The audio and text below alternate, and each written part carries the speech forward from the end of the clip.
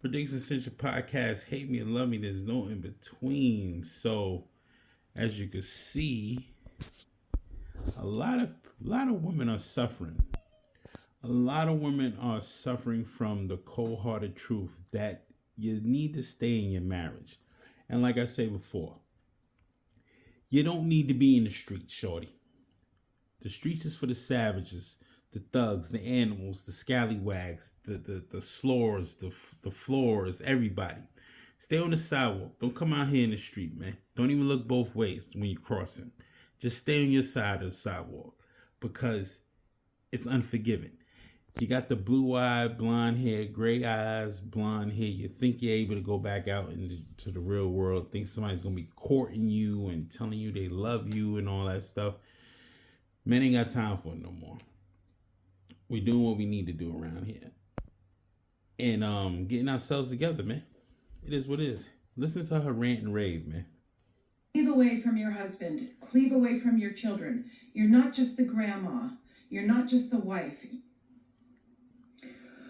Well, I did it. Here I am. On my new bed. My princess bed. And you know what? I felt free. I felt so excited for the first time in years. I don't know, things aren't going that great. That's her profile picture on Christian Mingle. Look at her. I miss being a family. Oh, you miss it, huh? Thought you could hang out in the streets. Just staying miserable if you get your family. Hello, gents. Welcome to this way to do it so that we can live every day and enjoy it and enjoy our marriages if we have good ones and be separate people from our husbands and from our children. Women need to get unstuck. They need to find a path and see what's out there for them. There's so much more out there for us. It doesn't end when the kids move away. Anyway, I hope that helps. Well, I did it. Here I am on my new. Now I'm finally all settled in to my new apartment. I'll do a little tour tomorrow, but it's just a short hello. And my very handsome boyfriend is making me dinner. One eternity later. So, the last few days have been super traumatizing for me. Wait, she cut her hair. My own fault. It's always my fault. But anyway, I didn't know. Well, I guess I did know, but that I would have this really strong reaction physically, trauma reaction to finding out that my estranged husband has been having a new relationship. Now, I'm not saying that he shouldn't. We've been separated for a year, but we see each other a lot and we spend time as a family together a lot. And I had asked him many times, are you seeing somebody? And he said, no, kept saying no. And then he'd take me to dinner, we'd have a nice chat. And I have a boyfriend that I've been seeing, so it's not like I think he shouldn't. Don't get me wrong, this isn't about that.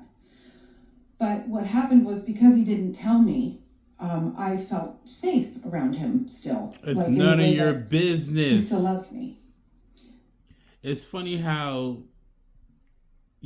she wants to court her. She wants a new boyfriend in her life, but she's upset that her ex-husband is seeing somebody and clapping her cheeks, another lady's cheeks, because you felt like you still wanted attention from your ex and also getting attention from this other guy to feel like you're the princess or the prominent woman that you believe that you believe you can still be, but you're not. You hit the wall, lady. It's over. There's a lot of women regretting their divorce. Let's look at the Tyrese clip of his wife regretting her divorce. The truth about the matter is that if I had different people in my ear at that time, I would not have made that decision. No, I wouldn't. And that's the truth. I try my very best at this point in my life to be what I didn't have in that moment. Because I think for 2 years, you didn't even give it a chance. He's my daughter's father. So I would say this. I would say that if we were both going to show up and we were both going to fight for it equally and sacrifice equally, like, you know, things that I needed and, you know, things that, you know, he needed. I wasn't perfect. Yeah. The girl ain't perfect. So I would say that if we were both willing to fight and we were both willing to do certain things, then yes.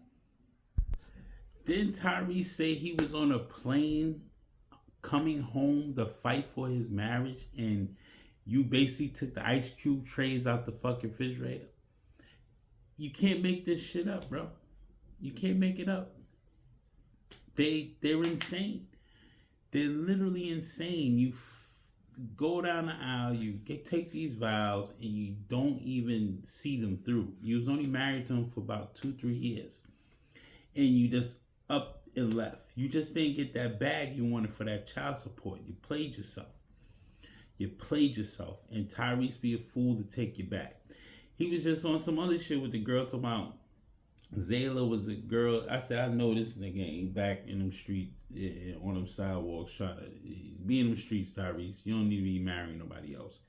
But he was talking about some girl. Zayla was like, he's really not my type. It was Paul Walker. I was really attracted to his friend Paul Walker. He said, don't touch me. Don't touch me. Nah, bro. She was for the streets as soon as she said that to you.